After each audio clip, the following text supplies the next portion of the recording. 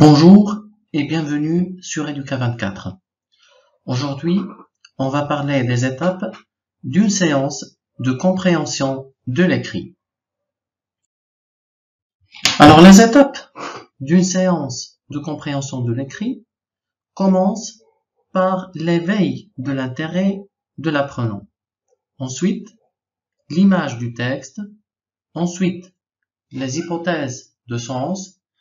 Puis, la lecture silencieuse, puis la lecture magistrale, l'exploitation du texte et enfin une synthèse écrite.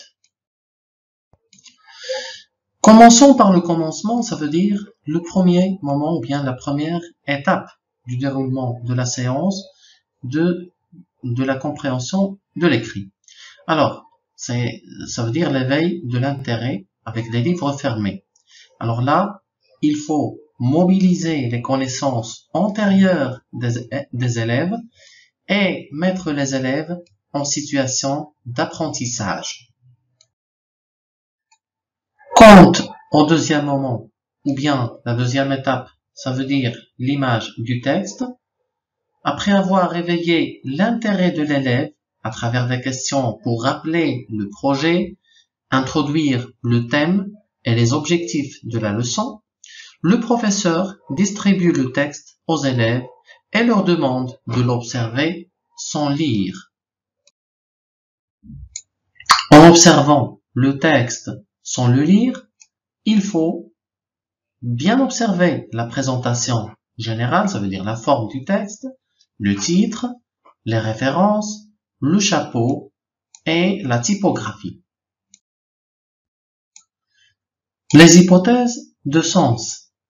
À partir de ce premier contact avec le texte, le professeur amène les élèves à formuler des hypothèses de sens qu'il portera au tableau, les plus plausibles du moins.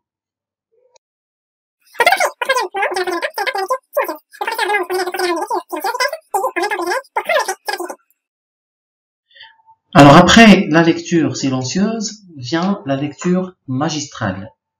Cette étape a pour objectif pour la vérification des hypothèses de sens formulées précédemment par les élèves.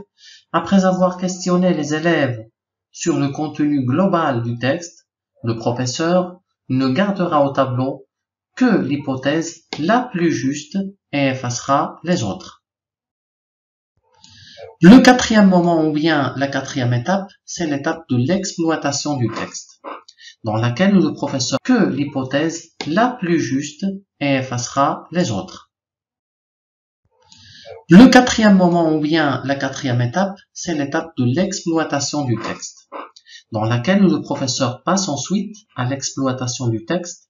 Il s'agit maintenant d'amener les apprenants à identifier les particularités discursives, textuelles et linguistiques du texte de support par un jeu de questions-réponses. Balayant l'ensemble du document, il poussera les élèves à découvrir progressivement la structure, le sens et la visée du texte. Finalement, à la dernière étape, ou bien au cinquième moment, on procède à une synthèse à travers l'analyse du texte qui doit se terminer par une courte synthèse que les élèves porteront sur le cahier.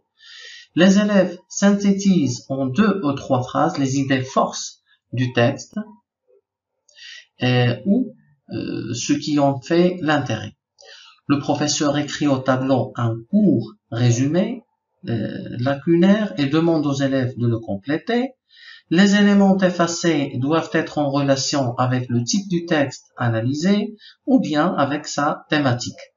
Une série de phrases, par exemple réponse par vrai ou faux, un tableau récapitulatif ou bien